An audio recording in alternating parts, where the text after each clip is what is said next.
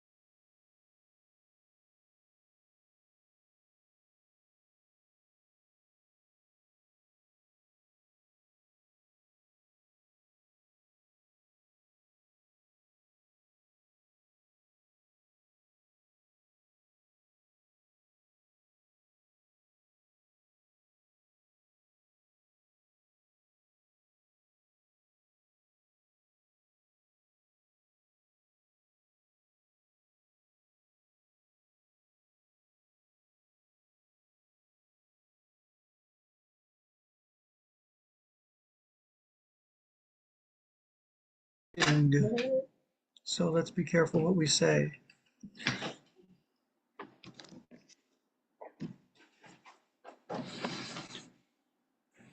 Okay, Mercedes, focus. Okay, so we are learning the Haggadah. Those of you who are new, we're actually learning it in a very, very slow and gradual way, which yeah, it's almost never we almost never have the opportunity to do. The Seder night just like speeds by, and there's just so much profundity in this book. So open to where it says that Saint Umad go out and learn what Lavan Harami tried to do to Yaakov, to Jacob, right? And where it says that Paro only made his declaration about male children, but Lavan, he tried to uproot everything. As it says, there was an Aramean who tried to destroy my father, and then he my father, Jacob, went down to Egypt, and he dwelled there and was small in number, and he became there a very large, very great, very powerful nation. Or they're all just terms of physical growth. We're going to see about that. There's like Goy Gadol, Atzum, Varav. What are we doing here? How did we get here? We explored last time and discovered that the rabbis determined that the way to tell the story of leaving Egypt, for reasons that we began to touch upon last time, the way to tell the story of leaving Egypt is by actually bringing the words of the person who brings their first fruits to the temple and brings their first fruits and makes this long, really for the Torah, long-winded declaration about their history, about our history, which is itself fascinating. It's the only place we find in the Torah that someone has a mitzvah to tell the entire history of this people. I mean, you don't do that when you put on tefillin, you don't do it when you light Shabbat candles, you don't do it when you make kiddush. You like do it when you bring the first fruits. And we explored this and why it would be the choice for telling the story on the Seder night. Firstly, if you remember, we saw that the whole going down to Egypt is contextualized by the Torah, by Abraham's asking God, you took me out of Ur Kasdim, it's true, and you are now telling me I'm going to inherit this land. But how will I come to the knowledge which leads to inheritance? That's how we understood that statement of Abraham back in chapter 15 of Bereshit. How will I come to the kind of awareness, the kind of knowledge which would make it possible for me to bequeath this land, right? Both to inherit it and to bequeath it, indicating bequeath means to pass on as an inheritance, and to inherit means to receive an inheritance. And it's not so clear because he says, Bama eda ki irashena. Are you asking, how do I know that I will inherit it, or how will you have the kind of knowledge that it takes to bequeath it? Either way, according to this reading, which is the reading we're suggesting and which I think the rabbis are actually going with, either way, we're talking about a kind of knowledge which makes it possible to pass on this land, to receive this land, not just as an act of physical or possession passage of a possession, but rather as a passage of identity. That there's something here which Abraham is seeking about, the kind of knowledge which it takes to be here. That's a very profound thing, that you need to have a certain level of awareness in order to inherit this land.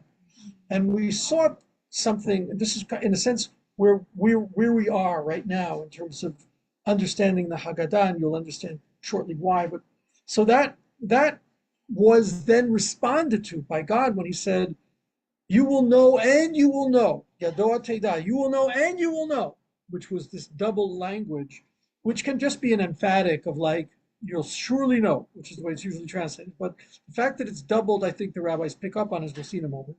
You will surely know, or you will know and you will know, because your children will be in a land which is not theirs.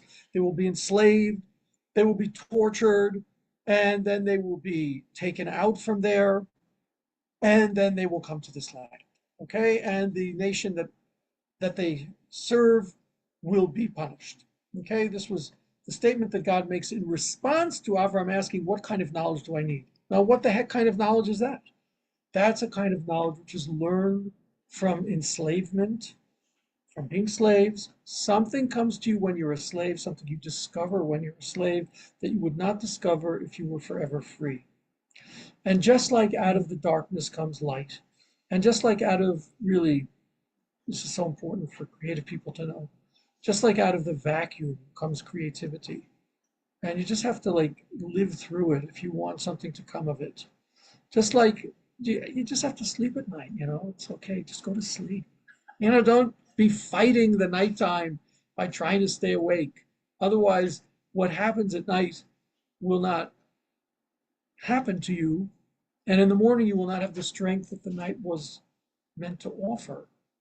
So also, you, in order to arrive at the kind of knowledge which it takes to be in this land, need to go through slavery. Okay? You need to go through slavery. You need to be in a land not only where you are enslaved, but a land which is not yours. Okay? So we discovered in exploring this that, wow, this is like a very profound statement about the kind of holistic attitude which needs to be taken. If you want to be free, you need to at some point be enslaved or notice the things you're enslaved to. If you want to know your land, you need to be in a land which is not yours. This is a world of opposites in which each element of the opposite is serving the other, right? So as I gave the list before, there's nothing born in this world except by the meeting of its nodes, of its endpoints, of its extremes. I mean, take it down to male and female. Okay, take it down to seed and earth. Take it down to rain and dry parched land. Take it, okay, wherever you're going to go, and take it into your own life of like the times of dryness and the times of life force. This is the nature of our world. So Avram, if you are seeking knowledge, this is the way the knowledge will come. But I'll tell you something deeper, Avram. When you ask for knowledge, you are back in the Garden of Eden. And the first access to knowledge, in that sense, the sense you're asking about, a knowledge which involves ownership and personhood and identity, okay? Because we talk about an inheritance, so needs to somehow be that this is part of my identity I'm passing on. I'm not just giving you a gift. If I just give you a gift, there's nothing to do with my identity nor your identity. But if it's an inheritance, it's like this, okay, that kind of knowing of oneself in that profound way was actually what Adam and Eve asked for in eating from the tree of knowledge. Before the eating of the tree of knowledge, they were of an expansive consciousness which knew no boundaries, knew no individuation, knew no selfhood in that sense. They were a part of life. And in that, they were in touch with truth and falsehood. But they were not in touch with, so to speak, themselves, right? In the individual sense. I'm reviewing now, so excuse it for being a little bit fast, but it's okay. It's cool if you've never heard this before. It's important to know this, okay? But in asking for the knowledge of good and evil, I'm asking for the knowledge which comes of contrast. A knowledge which comes of contrast implies an awareness of boundaries. An awareness of boundaries will lead to a recognition of one's specific selfhood. And here's the bad news. A recognition of one's specific selfhood leads to mortality, leads to death, which is what God says. If you're going to eat from that tree, you're going to die. Well, Adam chooses that. That's okay with me. It's worth it for me to be myself and to have a world in which I can be creative of my own agency to die. Okay? So there was another path, and perhaps in some opportunity we'll get back to it. Maybe we're going to see it actually soon. There was another option, right? But nevertheless, I want us to understand this. So why am I bringing up like, oh man, we just like went from Abraham back to, yeah, because he's asking for knowledge. Knowledge always involves contrast. Contrast means if you want to know by what you inherit this land and by how you will bequeath it, you're going to have to be in a land which is not yours to discover the land which is yours. And along with that, you're going to have to become a free human being. And the only way that's going to happen is by being enslaved. This is literally what God says to him. Knowledge we knew already back there in the garden involves that kind of contrasting. So here's the moment. And if you remember, we saw not everyone's willing for that, from various directions. We saw Esav ran away from that. To come into this land, which, okay, one more thing. Coming into the land of Israel is something like coming back to the garden. Okay, it's like the Garden of Eden. And coming back in is going to involve you in the issues that are involved there. Okay? And coming back into the Garden of Eden and getting back to the tree of knowledge is going to involve, on some level, in the backward movement, getting back through the tree of knowledge and making the correction which needs to be made there to get back to the tree of life, right? And we actually have an image of this. In order to get back to the tree of life, you have to walk between two cherubs, two kruvim. Why two? But it's not enough just to have one angel there on the path. Why do you have to have two? Well, you left through the world of opposites. You're going to return through the world of opposites. You left through the world of contrast. You're going to be returning through the world of contrast. And by the way, the very name cherub in Hebrew, kruv, means complexity. Complexity. Murkav. It's complexity. That's the way it is, baby. You're not going to be able to avoid this, okay? You want life? At this point, you're going to have to travel back through the contrast. I'm talking to a number of you who are coming from being non-Jews to becoming Jews. That's pretty radical. Things you've known before, and you're coming now to understand by virtue of them, I'm something else. I'm someone different than the reality I was born. There's something else here which is urging me to go onward. Okay, that's deep stuff. That's very powerful stuff, and it's very, very much about what this Haggadah is leading us towards, as you're going to see in a moment. Okay, so that's one thing. And as I said, Esav ran away from that. He said, if I have to pay for this land by going into slavery, forget it. I'd rather just go to the land of hairiness, if you remember that, where the hair is already grown and everything has already been made. That's his name. Not go through the processes necessary to come to knowledge, consciousness, awareness, not to go through those processes. I just want to have it as it is. Just give me to it as it is. Okay, I can give it to you as it is. Basically, what you're asking for is the fruit without all the growth necessary to get to the fruit. Yeah, we've been there before. Because if you look at the Garden of Eden, and I'm reviewing things that I know we've talked about. If you look at the Garden of Eden, every verse where God says, eat from this tree, don't eat from that tree, this tree, that tree, this tree, that tree. He never talks about the fruit of the tree. He only talks about the tree.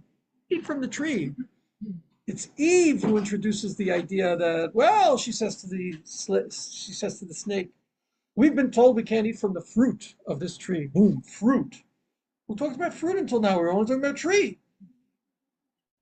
That's weird. God was talking about eating the tree. Well, yes, because as I reported to you once in the past, there's actually a Midreshet which says that in the original creation, God desired that the tree would have the flavor of the fruit. And then what happened is the earth gave forth trees that produce fruit. Same thing. God said, eat from all the trees except that tree. She said, I'm taking that fruit. Huh? What's going on here? Same thing. Esav, I don't want to grow into this. I just want to be it. Well, you're missing the process as opposed to the product. By the way, in English, product, pre-product, interesting. PR, right? Forget about PR actually, which is also a pre thing as opposed to the process thing. But anyhow, so, but the morning and coffee. This is a bad combination. I like it. Anyhow, so you've got it really is PR. It's like you want to have the result You need PR first. without the pain, you know what I mean? Like, just give me the product, okay? So that's Esav. And that is a life which does not only not respect process, which is, I know, the usual contrast. It's deeper than that.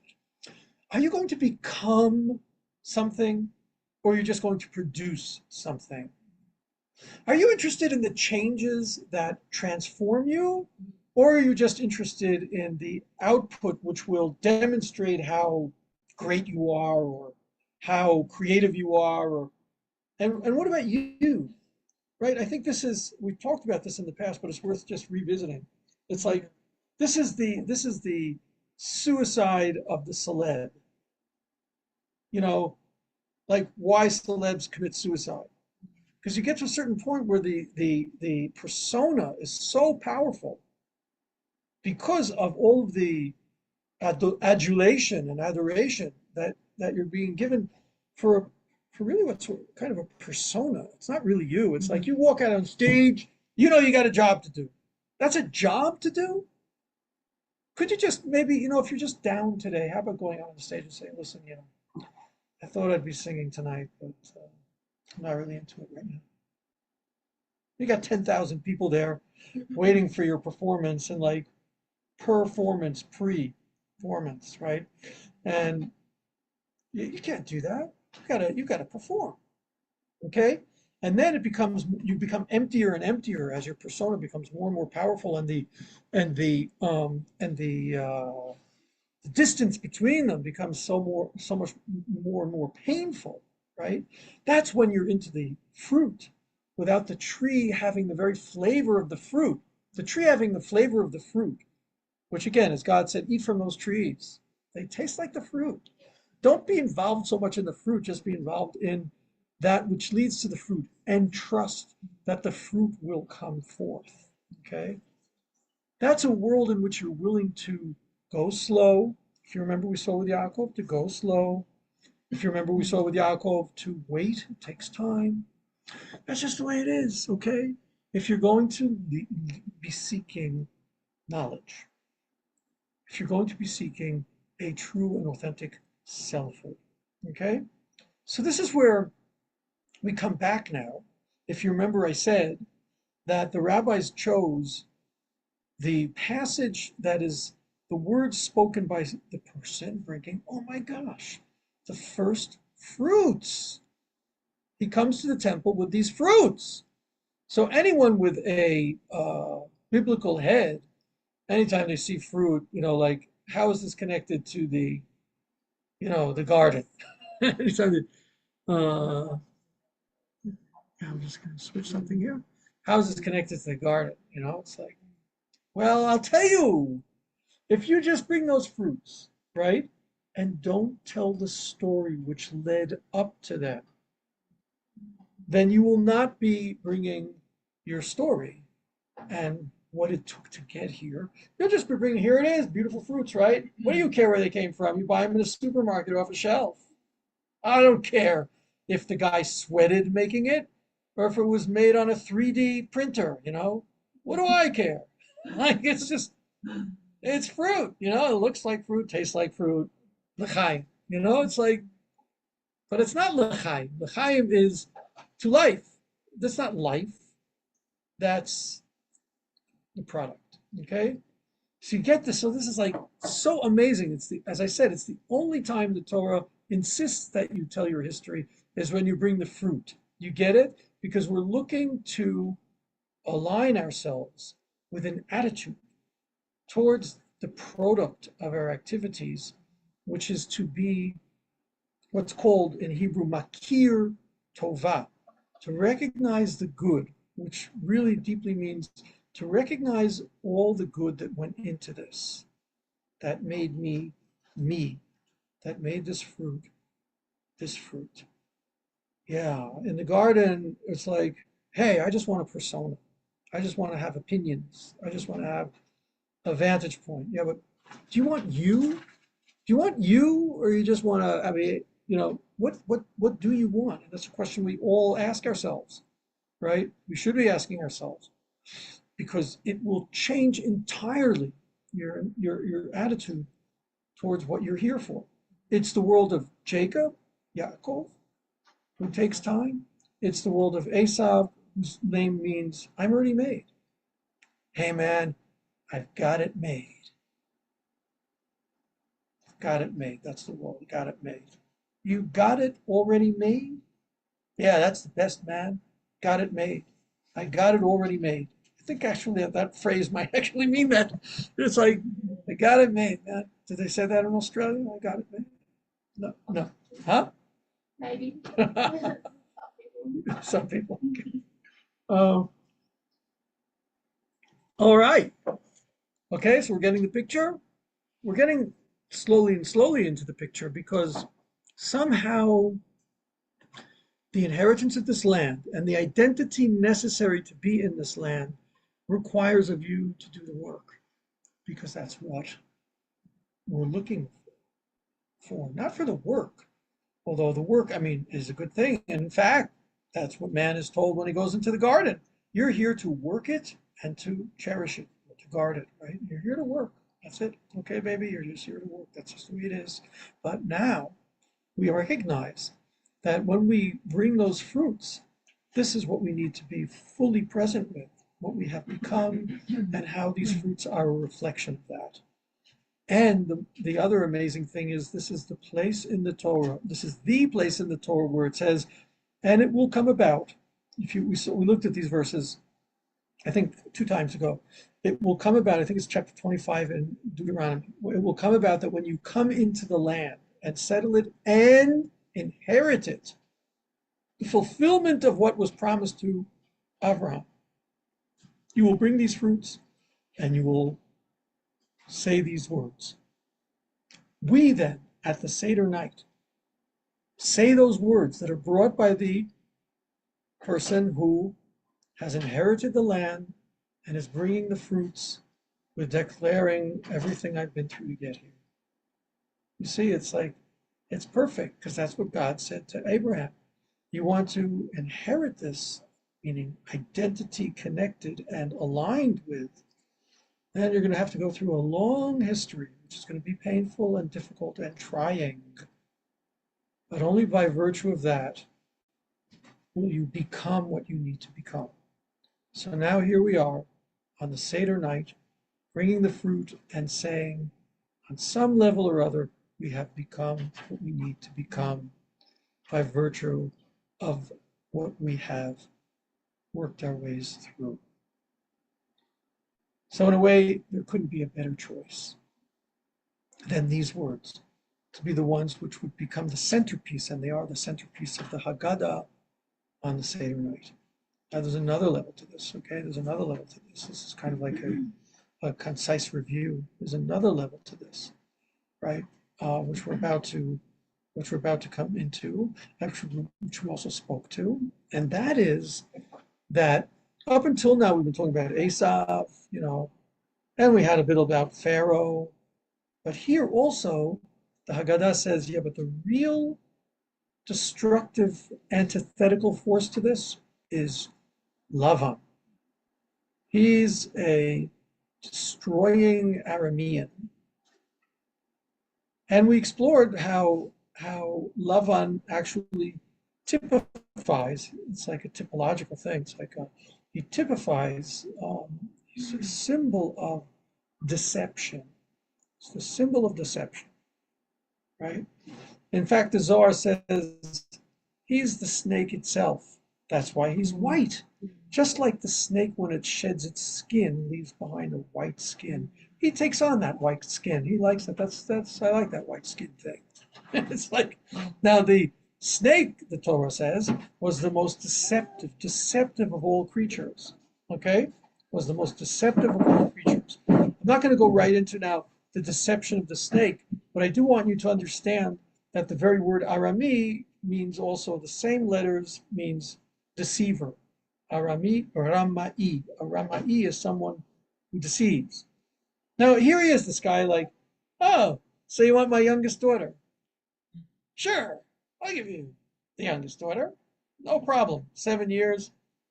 Wait a minute. That's the day after the wedding. That's your oldest daughter. Well, I never said the very youngest daughter. There are girls who are older than my oldest daughter. There are a lot of girls who are older than her. She's the youngest daughter in the context of the other daughters. That's what you meant, isn't it? Well, no, I don't think so. Yes, it was. off to work, right? Okay. Then as Yaakov later says, okay, how much are you going to pay me? This and this. Then I did not say 50 an hour. I said 20 an hour. Don't you remember? Of course it was 20 an hour. Come on. Would someone like me lie? And repeatedly in the Torah, you see his playing with, attempting to play with Yaakov's mind, stealing from him the possibility of seeing what is real. Now, this plays very profoundly, if you remember, on the context of this part of the Haggadah. This part of the Haggadah has to do with God's faithfulness. Remember, faithfulness? Baruch shomer haftachato. Blessed is the one who keeps his promises. This guy does not keep his promises. He's the antithesis of a reliable God. He's the antithesis of a reliable person. Yeah, remember we were in this last time, right? A reliable person has a profound sense of selfhood. And I can promise you something, I'll do it tomorrow, because I trust my sense of self that tomorrow I will not be someone else. Me? Do I know you from somewhere? What do you mean I told you yesterday I would do something? I'm completely new today, right? So the reality of an identity empowers us to give promises. And the reality of an identity is really that which enables us to keep those promises. That was me yesterday, and I did say that. Okay? Identity is the reliability. Reliability and identity come together. Okay? So God is reliable. Same God who promised to Abraham over 3,000 years ago, you'll come and enter the land, is still the active agent of the universe. And it brought us back. Wild. It's absolutely incredible, you know? So now think of this Aramean guy who's really the opposite of that. He's absolutely unreliable. You cannot trust what he says today about tomorrow. That's an even deeper antithesis to becoming a true self than not being willing to do the work. Get this? This is much more profound. This is not just not being willing to do the work, I want to get the product. This is, I just want to be exactly right now what is going to serve me. Don't hold me to anything. Okay? Don't hold me to anything. You will not enslave me. And ironically, those people they think they're the very freest. I'm not faithful to anything. I'm not in the service of anything. I'm not anything at all. I'm totally free. Oh, totally free, huh? What are you that is totally free? I am freedom itself. I think you're trying to trick me. It's like to be free means that there is a self that is an agent of choice in the fulfillment of its purpose. Remember that definition, cherut, okay? That is cherut, that is to be free. In English, it doesn't work because free means actually what Laban thinks, that you're actually free from any obligations, free from anything that holds you down.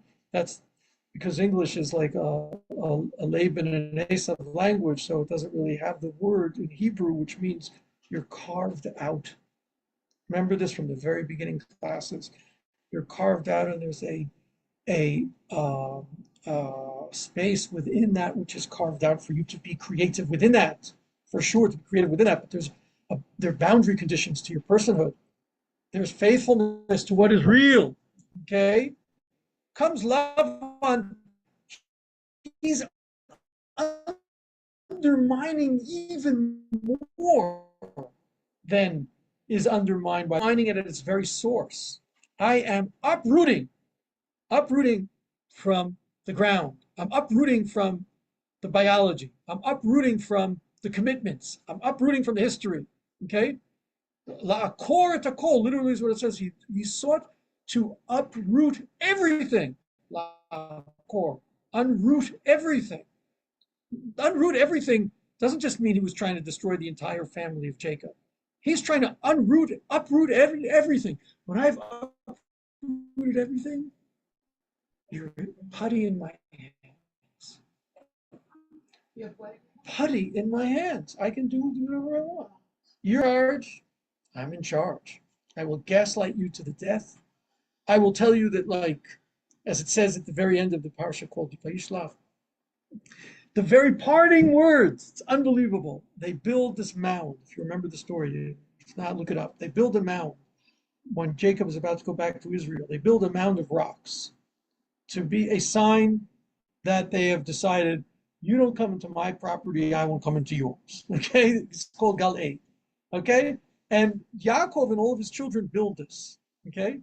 And then Lavan makes a speech. He says, and indeed we are making this covenant. And this mound which I have built will stand between us for, and everyone's looking at what? Huh? Why are we sweating and you not? Well, that's because I had an air conditioner on when I built it. Didn't you notice I had an air conditioner on when I was building it? What happened? You didn't see that I was actually working? Where were you? We were with sweat in our eyes. Oh, that's why. You just were blurry. You just were blurry. Right? Huh? What's going on? It's the last words we hear from Laban is a lie. It's a deception. Deception is the antithesis to the readiness necessary for us to meet the truth and work with it, which are elemental to freedom. So elemental to freedom is selfhood, right? Processes that develop you into who you become, as opposed to persona. Elemental to freedom is an ability to access what is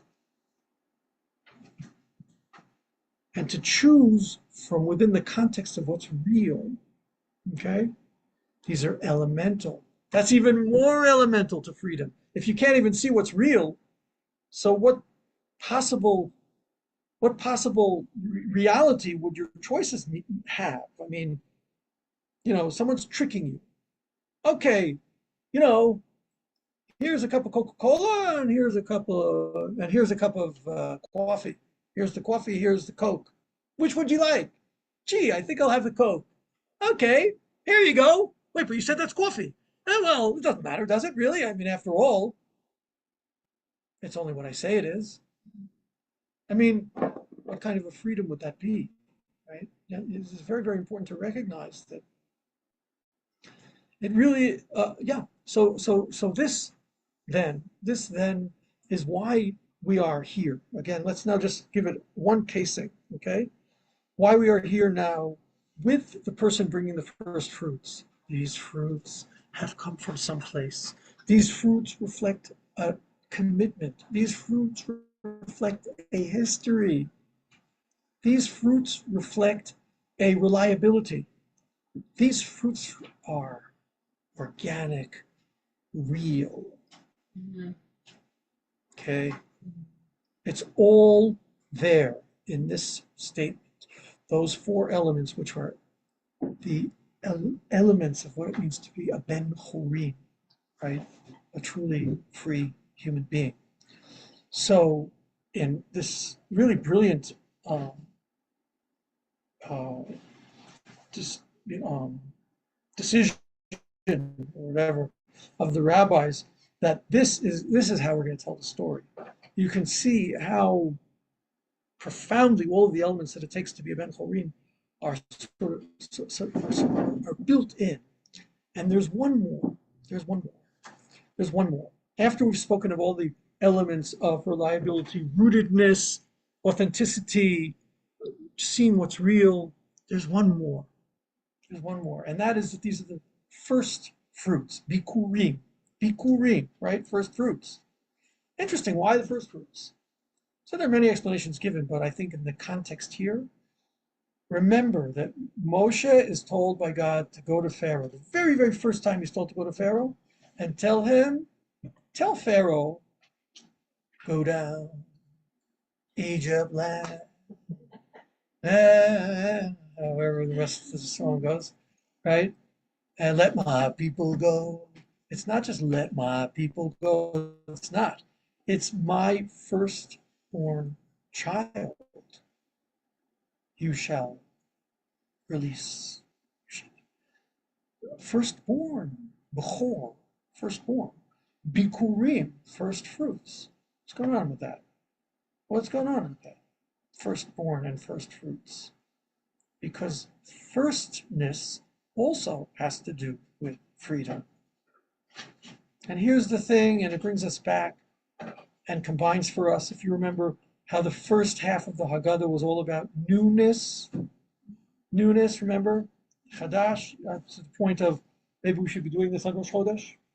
And the second part of the Haggadah is about faithfulness, reliability, etc., like we've been seeing. As opposed to the first one, which is Baruch HaMakom, God who makes space for freedom. Second one, Baruch Shomei Avtachot, the God who's reliable and consistent. Well, now listen to this amazing combination. When I bring the first fruits and tell my history, I am saying, I am rooted in what's real. I have come to be who I have become. And yet I remain forever first, forever fresh, forever fresh. I like that word fresh. Fresh. It's first fruits, not just because of the first ones to blossom.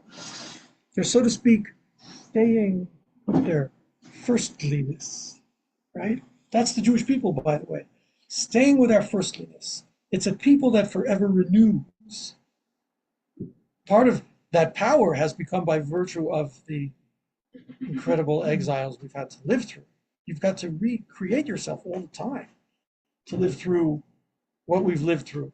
You know, you have to be able to recontact that first force of life, which enables you to freshly see it and begin again. But it's beginning again in a way that's rooted in what's real. That's such a beautiful image. It's the first fruits. I'm telling you the whole history, but I'm telling you also, I am not an old man. I'm not like, yeah, Jewish people, we've been around for 35.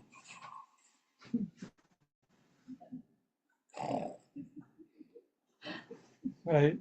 It could look like that. It could also look like dementia, which I won't do any imitations of, lest it be taken politically. But there's something else, which is being rooted profoundly and being forever fresh. Not forever young, forever fresh. Forever young, that's Bob too. Forever fresh is a renewing renewing power. It's not forever innovative either. It's like alive. It's part of the world of Kohn, by the way. It's why we talk when we ask God for wisdom. We say, Chonenu meitcha, tachonen ladam dat, chonenu meitcha, Baruch atah Hashem chonen adat. It's amazing. Freshness, aliveness. We don't want knowledge, which is information of the past. We want it to be with full of chaim, full of chiyuniyut, which means vitality and freshness, right? It's a beautiful blessing. It's a beautiful prayer, right? And it's in the book, which I'm informed some of you are actually going to buy. Like, maybe, whatever, it doesn't matter. But the point is that, like, this is you get this. This is like, that's the kind of da'at we need, fresh knowledge, which doesn't seek to uproot, which is la'akor ta'kol, he wants to uproot it all, which doesn't seek to grab the fruit and forget the tree. Okay? Freshness doesn't necessarily mean a violation of your past. Freshness can mean I'm taking everything that I've grown into and I'm coming into the now with newness. That's talk about chirut, man. Talk about what Adam and Chava could have had they not talked about the fruit.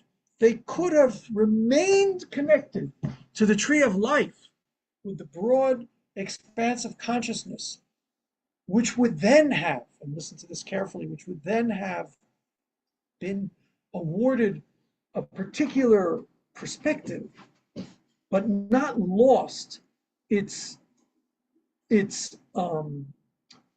connectedness, its continuity with the vast open consciousness from which they came, that would be truly enlightened. That there's a particular individuation which is mine, and a specific perspective which is mine, but it's mined out of the expanse of consciousness which remains present within it. That's a very, very profound way of being, which they, in entering the world of contrasts, lost. And so individual and universal became separated one from another. The fruit became separated from the tree. The consciousness of the first human beings that was wide open and touched everything, as the rabbis say, now became mine in the smallest sense. And it requires this path back of the interaction between those two, the dynamic between those two, and ultimately the the um, the I had the word before, that's the continuity of the two. It still remains rooted, even though it's a particular perspective, right? So this is what we're talking about here. This is what we're talking about. Because if you lose that vastness, you're not going to be a Ben Chorin. You're not going to be truly free if you've uprooted from seeing the all, right? Nor will you be free if you are only in the all. This is like the meeting point is exactly what's happening here. So you have Esav, who was devoted to the fruit without the tree, and you have Lavan, who is seeking to uproot everything, including the tree from whence it came. He's looking to uproot it all. Okay? No. So, yeah, so now when we come with those first fruits, we're saying, I'm able to be a fruit, remembering its history, but I'm also able to be fresh in this moment. And as the verse actually says, bring it to the Kohen who's in that time. And Rashi on this right there says, Kohen in that time, like would you think you'd bring it to the Kohen from 20 years ago? I mean, the guy's dead already. Like, why would the Torah need to tell you to bring it to the Kohen of that time? Well, that's exactly the point. You might think that in order to maintain authenticity, you've got to bring it to the way it used to be. Gee, if we could only dress the way Jews used to dress back in the ghetto, then we'd be authentic Jews. No, forget that. Let's try and dress the way Jacob dressed. No, let's try and wait a minute, but life is moving forward, and you're meant to be in that. I didn't forget about my past. No. Okay, you hear it? Not at all. It can become an act of love, an act of service of love. And this then will finally wind us back around to, if you remember how this whole section came. Are you doing estranged service, remember Avodah Zarah, or are you close and to the divine service? If you remember, this is already like 5 classes ago, but now I'm just trying to tie things together here. Estranged service means you're really not in the service of the all, you're in the service of yourself as an estranged particle, estranged from the whole. Yeah. So all idolatry ends up being self-worship on some level. As the prophets always say, they're just bowing down to the work of their own hands. Because, it can become like this very self-involved, like, way in which you become too self-aware. Some people, they become so self-aware you can't talk to them anymore because everything, And then there's service of the all by losing myself entirely. And then there's service of the all in my particular path, which has been chosen for me and with which I interact with my own creative agency. But I'm not serving me, I'm serving God. I'm serving his creation, observing the one. Yeah. So you can see how crucial these distinctions are also for the context which we set also in this section. If you remember, we used to be worshipers of a estranged service, a strange service, and we have now been brought close to you, God, and your service. Okay, great. So this is where we are, right? This is where we are in the Haggadah. It's been an amazing journey, and there's more ahead. So let's find out, because it's like, now look what we said. Shenema. So this is what we said, right? Now this is the verse we're quoting, right? In the verse we're quoting, just to remind you, right, where you can find it and look at it inside and see the context for it. We're talking about, right, Deuteronomy 26. I got it wrong by one chapter. Deuteronomy 26, right? So yeah, okay, amazing. So let's go now. Now what's going to happen? What's going to happen is we're going to start doing drashot on this verse. Okay, we're going to start doing drashot on this verse.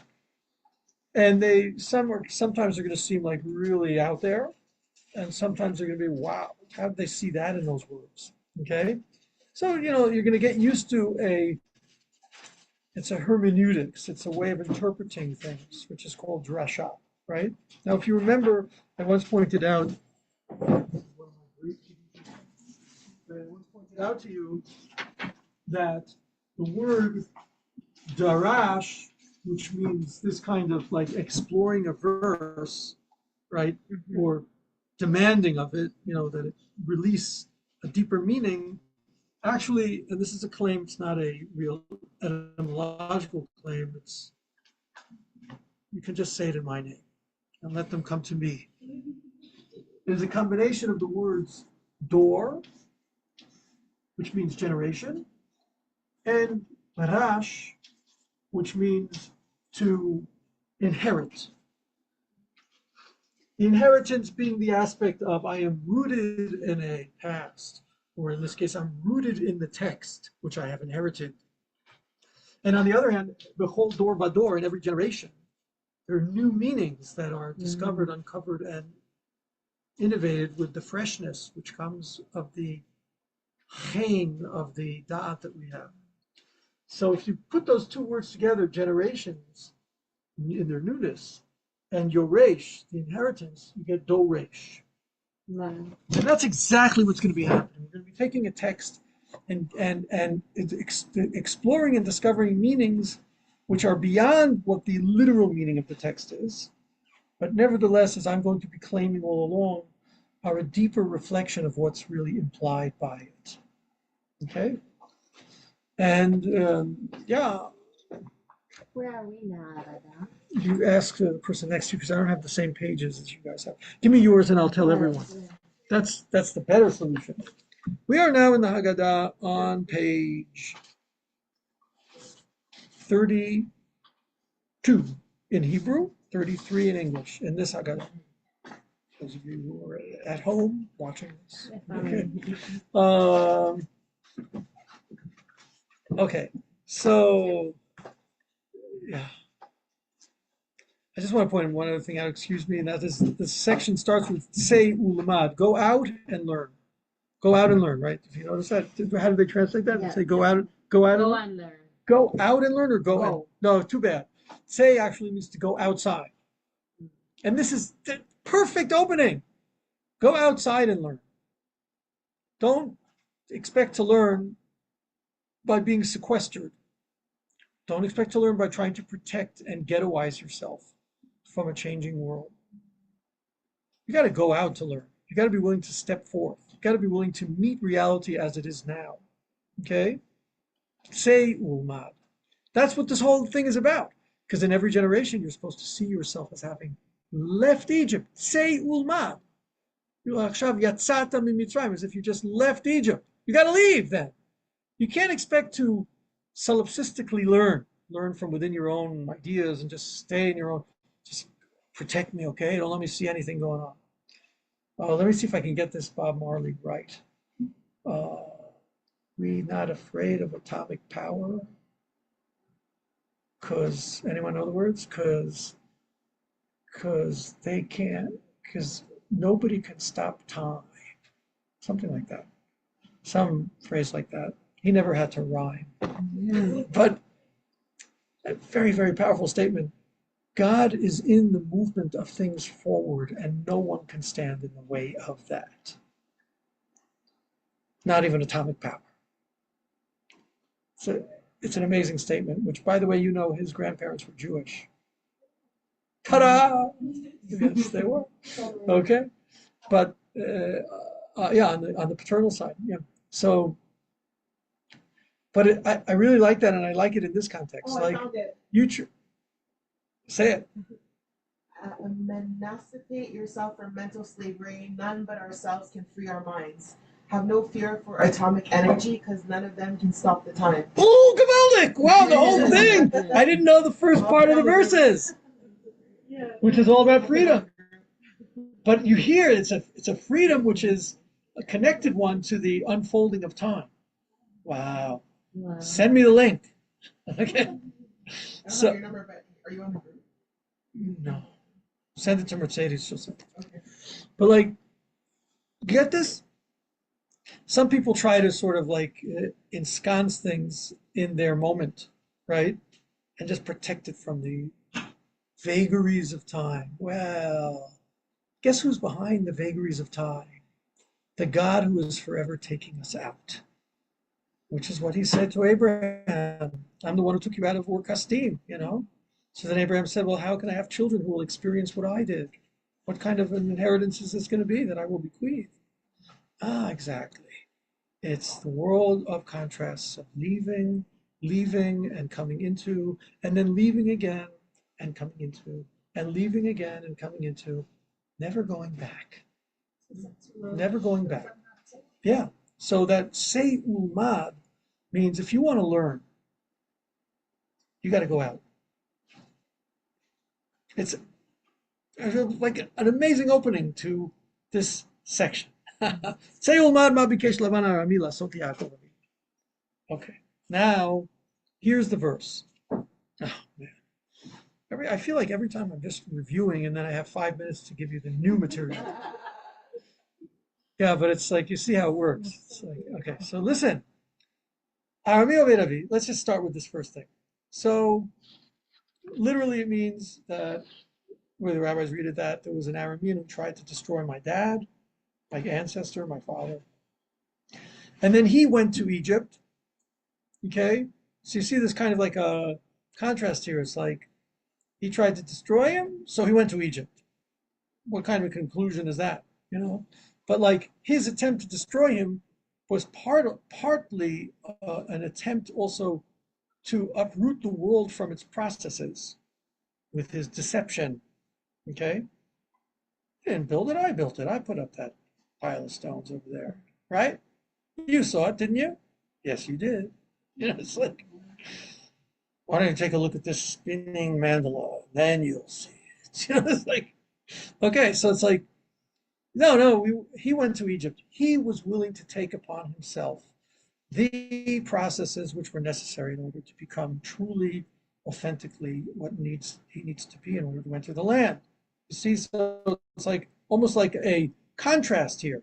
He tried to uproot everything. I went down into the roots, the deepest roots, the hardest roots of becoming enslaved to the reality. Now, this is a very profound element here because enslavement is part of becoming free. Because as we've seen, when you become free, it's not like you've released yourself from slavery and by becoming completely uprooted. You remain enslaved to the world as it is. It's not like I'd be really free if there was no gravity. I'd be really free if I didn't have to ever eat. I mean, what would that mean? That wouldn't be you anymore. So there's always an element of enslavement, so to speak, except enslavement becomes service. Service also is responsibilities, rootedness, authenticity. But enslavement becomes service of something greater, right? In which you are participant. and of which you yourself are made. It's not like you're serving some greater cause, but it has nothing to do with you. You're serving that of which you are made, right? But you're serving it in its greatest expression, even beyond the boundaries of your specificity, okay? So you see how it's almost strange, right? Because Jacob goes through a lot between the time Laban tries to destroy him and when he goes down to Egypt, because Yosef has been sold into Egypt and there's a famine in Israel and he goes, but it was important to the Torah to contrast these two. He's trying to uproot everything. Jacob is willing to go deep into the roots of everything, even if it means narrower and narrower, narrower and narrower. Let's get in touch. Oh, there's a certain point when you're so in touch with what is that you're enslaved to it. Okay, I'm glad you got in touch with what is. Now we're going to slowly grow out of that. That's going down to Egypt and to the narrow straits and then coming out, right? Okay, very important. These are the contrasts. And he went down to Egypt and he sojourned there. Sojourned means he went there to live temporarily. The rabbis are going to say this here in a moment. Went there to live temporarily. And he was a very small number of people, very small population, Bimtei Ma'at. And there they became, it was just like a population explosion, right? Population explosion. They became Gadol Atzum, meaning they became very big and very numerous. Varav. And that word Varav also means very numerous, but the rabbis are going to take it to a different direction, became matured there, right? We'll get to that. That's what we're going to be in next week, right? We have till 11:30, right? Which is like 2 minutes. So here we go. So let's just start this because it's like we'll start this and then next time we'll review. So like Vayered Mitzrayim, here comes the drasha. Vayered Mitzrayim, he went down to Egypt. Anus al pi hadibur, he was forced, better like compelled, that's the better word. Compelled by the word. The word being referred to is the word that was spoken to Abraham that said, your children are go down to Egypt. It happens with Yaakov. How it happens is because of all kinds of events, right? If you remember, he finally makes it back to the land of Israel. He has his children. Everything, it looks like it's going to be great. He's about to live in peace. And then the kids start fighting and they hate Joseph. And Joseph is sent by him to seek the peace of his brothers. Bad move, you know. And then he gets thrown into the pit and sold to Egypt and goes through what he goes through and he stands the test of Eshet Potiphar and then he's in the prison and then and there's a famine and there's a lot more in between. Then Jacob comes. All of that was a historic playing out of the dibur, the word which had been spoken to Abraham, that they're going to be slaves. Okay? That's what it means, anus al pi hadibur.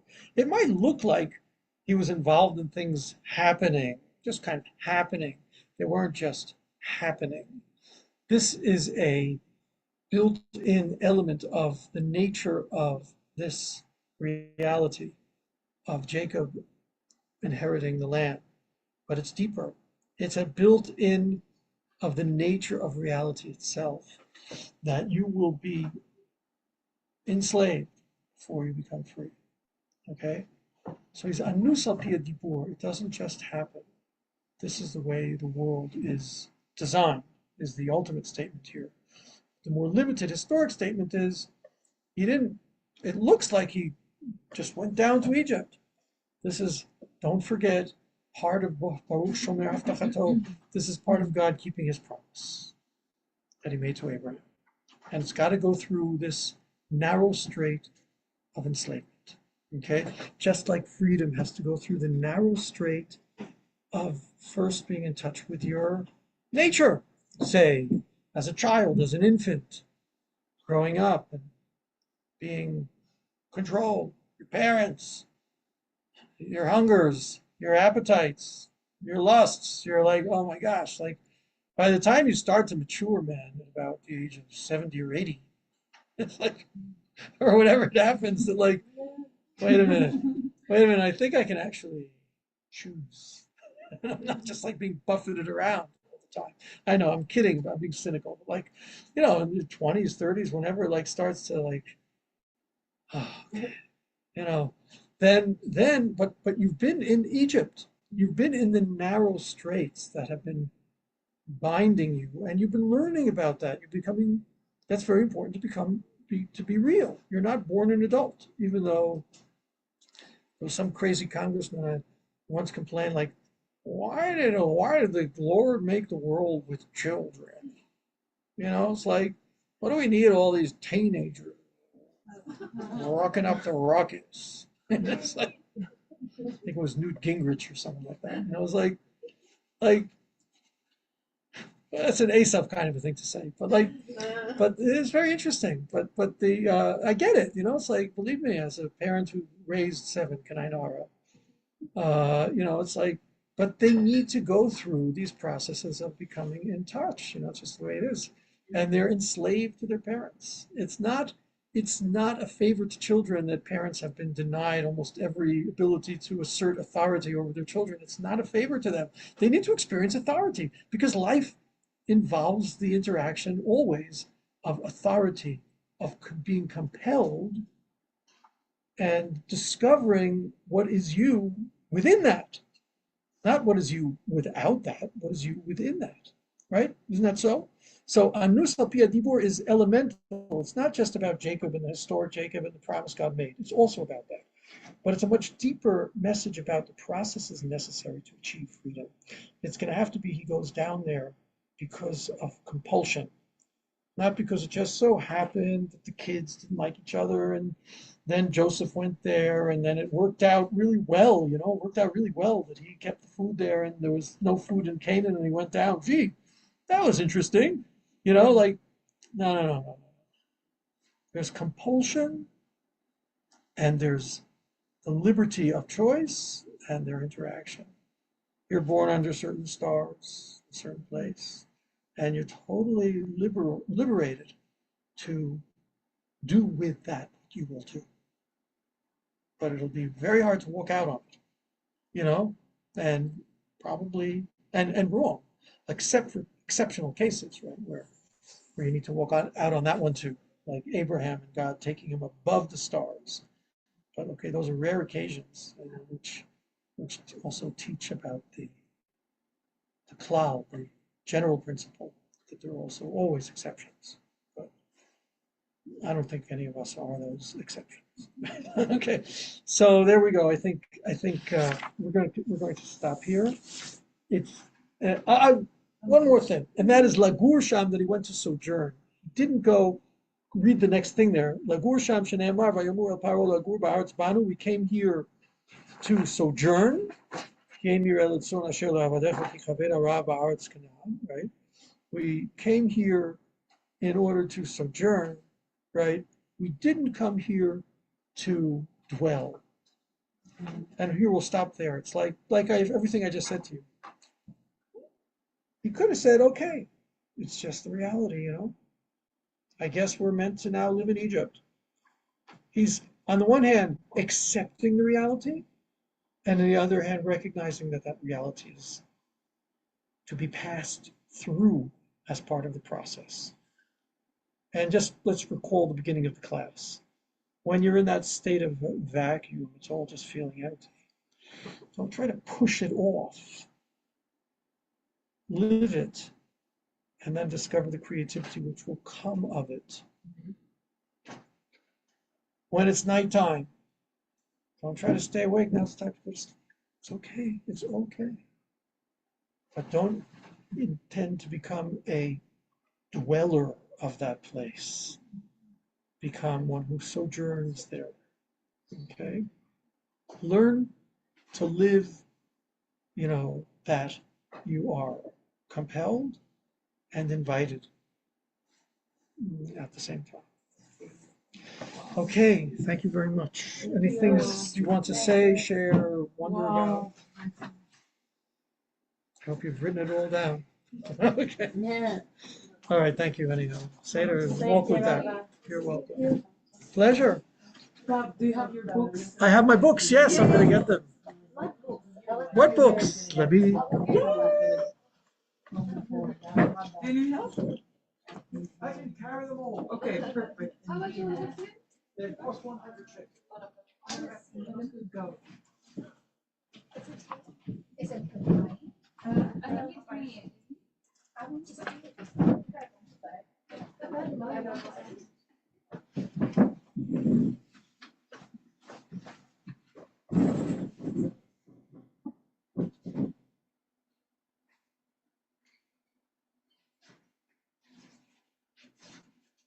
How are you?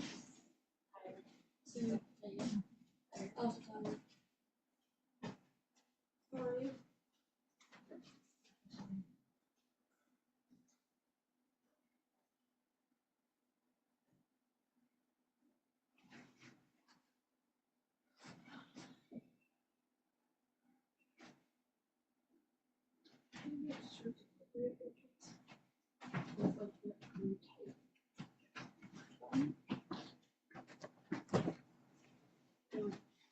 Well, in the meantime, that cleared out the room pretty quickly. But anyhow, there it is. You're welcome to buy it on Amazon.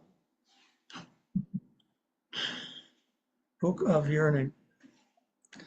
Sitter's Path to Love, Growth, and Fulfillment.